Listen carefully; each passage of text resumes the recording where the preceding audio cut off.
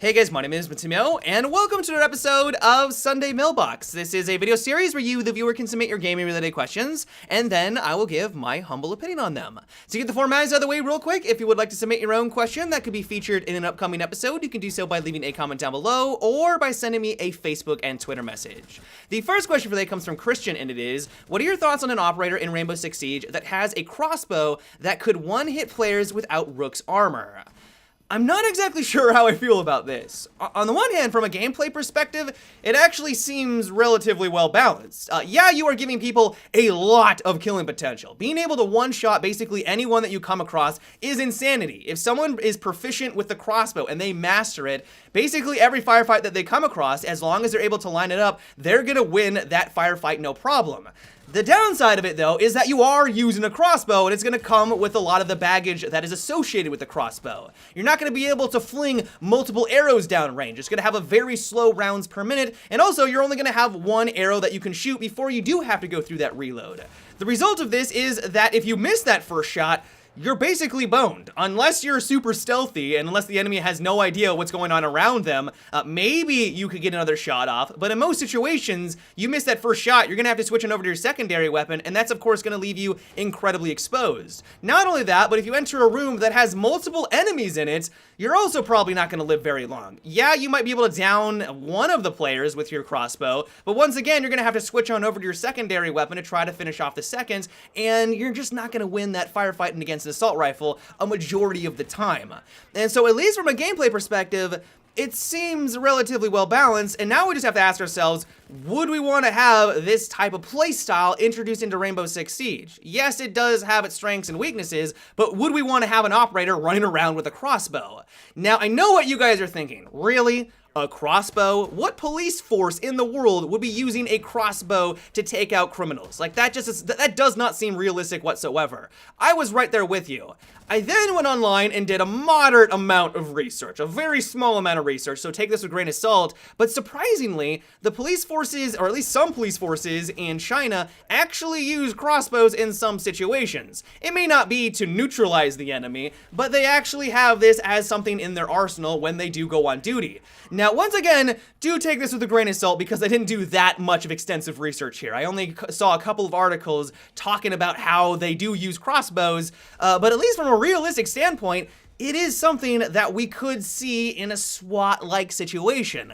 And so all in all, I don't know how I feel about it. I loved the crossbow back in Battlefield 3. I know a lot of people were not too thrilled about its introduction because a lot of people thought that it had no place in a military first-person shooter, and a lot of people probably think that it doesn't have a place in something like Rainbow Six Siege in a much more tactical style of game like this, but I loved it back in Battlefield 3. It was challenging, but the reward of getting kills was incredibly gratifying, and so maybe they could introduce that type of novelty. Maybe it could be a really fun new operator in the game.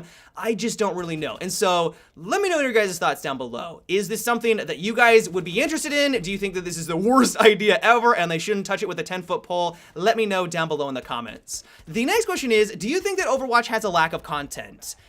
To some extent, yes. I've been hearing this critique a fair amount recently, and at least from a map and a game mode perspective, absolutely. You compare this to some other multiplayer only games, if you're gonna be $60 and that's all you provide, only having this many maps is a bit of a disappointment. Even when I got done with the beta, I was really hoping that they were going to expand upon and bring us new maps, at least from the beta on over into the launch of the game. Sadly, that expansion never happened.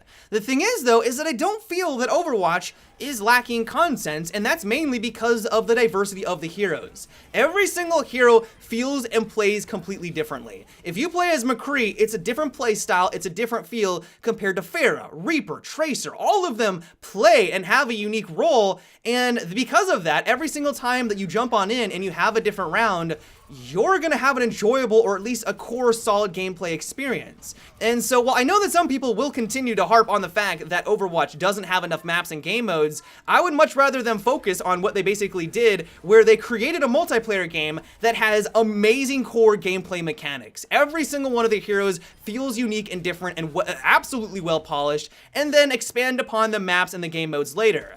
Let's say, for example, Dirty Bomb or Battleborn, sort of similar games to Overwatch, came out with 40 or 50 maps.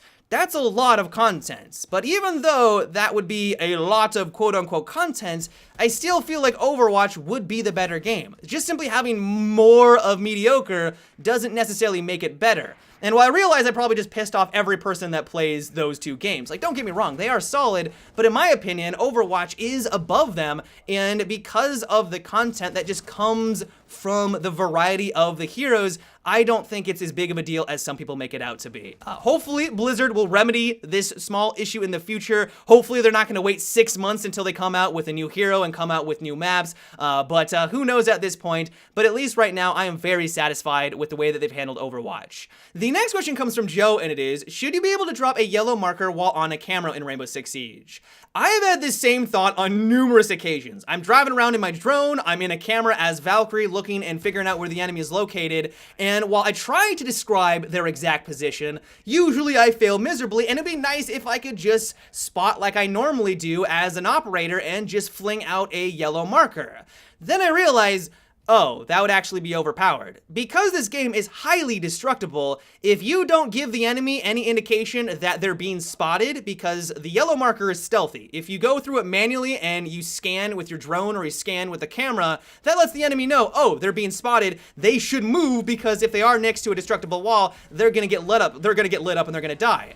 And so I'm assuming the reason why they never allowed drones and cameras the ability to use the silent spotting, the yellow marker, is because you'd only have to get it sort of close to where the enemy is situated, and then you can have your teammates just light up that wall and kill them no problem. This would get very, very frustrating because when you're on the receiving end, you just don't know that the spotting is happening. And while I can absolutely see why you would want to have something like this in the game, I've had this same thought on numerous occasions because I just fail at callouts sometimes. Hopefully you can understand why I think that it would just be overpowered and annoying to fight against. The next question is, what do you think about the 3-day early access feature of the Early Enlister Deluxe Edition of Battlefield 1? Battlefield has always been an even playing field for a lot of players on day 1, but 3 days of early access as a part of a community will get their hands on some of the top tier weapons, which might break the game balance at launch. What do you think about this? I would not worry about it. The Battlefield franchise has always been well known for its weapon balance. Some of you are going to look over at Exhibit A, which is the AEK and the Ace-23 from Battlefield 4, and call me a blatant liar, but even in that game, as long as you know what you're doing with whatever gun that you're using and you're taking advantage of its strengths, you should have no problem succeeding on the battlefield. Not only that, but this level playing field that you speak of isn't gonna last very long, even if everyone had a day 1 release and everyone started at the same exact moments. Unless you plan on playing Battlefield 4 for 12 hours every single day for the next week, and you know people out there are going to do that, your level playing field is gonna not be there for very long and probably won't even be there for the very next day. There are going to be incredibly hardcore gamers out there that just go crazy and unlock everything within the first week while you're slowly trudging along because you have work to do. You've got a job, you have to go to school, you can't play a video game for 12 hours long. And so while, yeah, that level playing field will be there for maybe the first day or the first couple of hours, it's gonna go through the window pretty quickly. And so at the end of the day, I wouldn't worry too much about it. Enjoy the game for what it is. Eventually you get all the unlocks, it will come, and then after a month, everyone will once again be on a level playing field, and you'll be good to go. But yeah, guys, that is about it for today's Sunday Mailbox. I hope you enjoyed. As always, if you would like to submit your own question that could be featured in an upcoming episode, you can do so by leaving a comment down below or by sending me a Facebook and Twitter message. But until tomorrow, guys, have a good one, and take it easy.